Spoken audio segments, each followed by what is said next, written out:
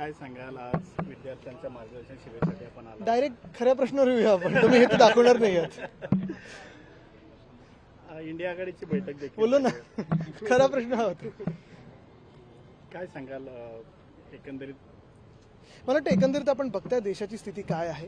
आर्थिक स्थिती तर बिघडत चाललेली आहे, बेरोजगारी वाढत चाललेली आहे. आज ईव्हीएम जाळायची वेळ ही कदाचित निवडणूक आयोगावर आली असेल, ती ईव्हीएम आग लागली, आग लावली गेली, हा सगळा वेगळा प्रश्न आहे. पण महत्त्वाची गोष्ट, एका बाजूला हे सगळं चालू असताना दुसऱ्या बाजूला आपण काल पण पाहतोय पुण्यामध्ये देखील CJPला चांगला एक प्रतिसाद मिळाला. तरुण उत्साहाने बाहेर पडत आहेत, सरकारच्या विरुद्ध बोलायला उत्सुक आहेत, आणि मला वाटतं हेच महत्त्वाचं आहे.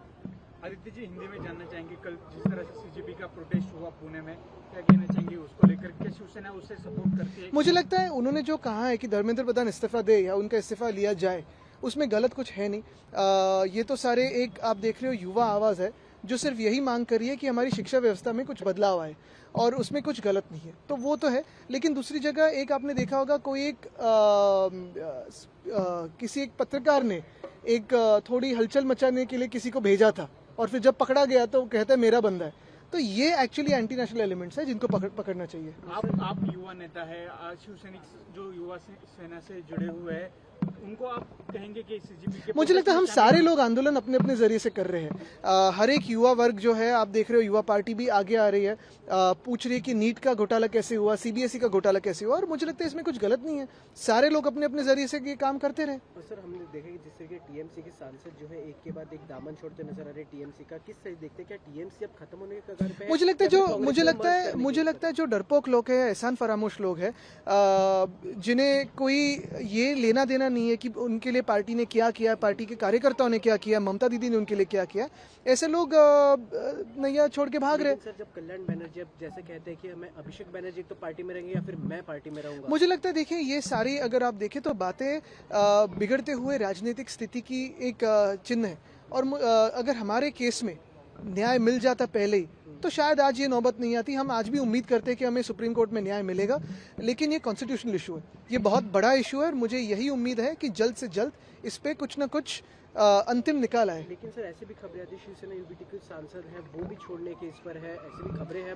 बहुत सारी खबरें तो आती रहती है, अफवाहें आती रहती है, लेकिन भाजपा जिसने शासन पे ध्यान देना चाहिए, जो कि उनको शासन आता नहीं है, तो वो सारी सिर्फ राजनीति में लग जाते हैं. सर, आखिरी सवाल रहेगा, एयर इंडिया जो प्लेन हादसा होता, आज उसको 1 साल पूरे हुए हैं, बल्कि काफी एक दुर्दैव वो हादसा था. बिल्कुल दुर्भाग्यपूर्ण था, लेकिन आज भी अगर आप देखें तो सरकार से रिपोर्ट जारी नहीं हुई है. कुछ भी नया उसमें इन्वेस्टिगेशन में लोगों के सामने नहीं आया है. क्या कारण थे उसमें कुछ आया नहीं है.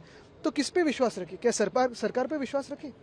आदित्यजी, शरद पवार यांचा पक्ष काँग्रेस पक्षामध्ये विलीन होण्याची चर्चा, काय वाटतं शरद पवार यांचं? बघा, दुसऱ्यांच्या पक्षावर आम्ही काय बोलू शकतो? तिथे त्यांचे नेते दोन्ही पक्षांचे ठरवतील. जून महिन्याचे 10 दिवस उलटून गेलेले आहेत, अद्यापही मुंबईतील नालेसफाई पूर्ण झालेली नाही.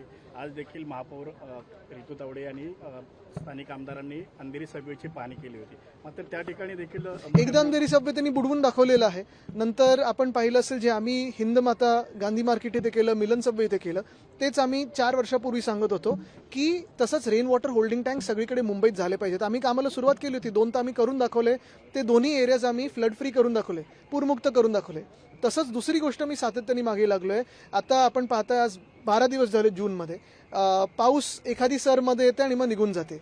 पावसावर अवलंबून राहण्यापेक्षा डिसॅलिनेशनचं जर आपण सुरू केलं असतं, जे 2021 साली आम्ही सुरू केलं, 2025 पर्यंत तो पूर्ण प्रकल्प झाला असता, आणि आतापर्यंत मुंबईला हे वॉटर कट्स जे लागले ते लागले नसते. तसंच आपण पाहताय, पुण्यात तर आज आलटून पालटून पाणी दिलं जातंय. तर ही सगळी जी परिस्थिती आहे, ह्याचं एकच पूर्ण उत्तर आहे, भाजपला सरकार चालवता येत नाही.